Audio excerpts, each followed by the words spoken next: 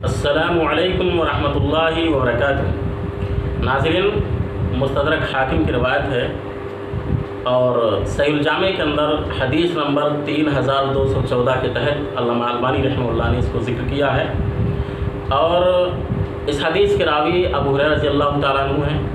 وہ کہتے ہیں کہ رسول اللہ صلی اللہ علیہ وسلم نے ارشاد فرمایا، خذوا جنتکم، کہ لوگوں اپنی ڈھال لے لو، اپنی ڈھال لے لو، اپنی ڈھال پکڑ لو۔ صحابہ نے عرض کیا کہ اللہ کے رسول صلی اللہ علیہ وسلم، ڈھال اس دشمن سے بچنے کے لیے جو ہمارے سروں پر آ چکا ہے؟ آپ صلی اللہ علیہ وسلم نے فرمایا کہ نہیں، بلکہ جہنم سے بچاؤ کے لیے ڈھال لے لو۔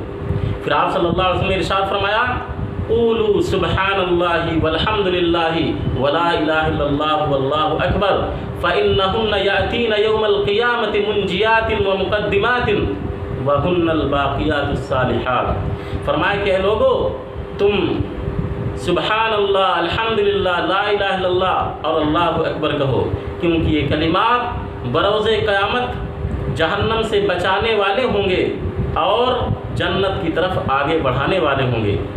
وہن الباقیات الصالحات، اور یہی الباقیات الصالحات ہیں، یعنی باقی رہنے والی نیکیاں ہیں۔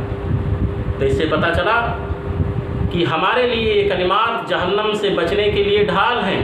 سبحان اللہ، الحمدللہ، لا الہ الا اللہ، اللہ اکبر، یہ جہنم سے بچنے کے لیے ڈھال کے طور پر کام کرتے ہیں۔ لہٰذا ہمیں بکثرت ان کلمات کو ادا کرنا چاہیے، کیونکہ کل قیامت کے دن یہ کلمات ہمیں جہنم سے بچائیں گے، نجات دلائیں گے اور ہمیں جنت کی طرف آگے لے جائیں گے۔ لہٰذا ہمیں بکثرت ان کلمات کو ادا کرتے رہنا چاہیے۔ اللہ تبارک و تعالیٰ ہم سب کو اس کی توفیق عطا فرمائے۔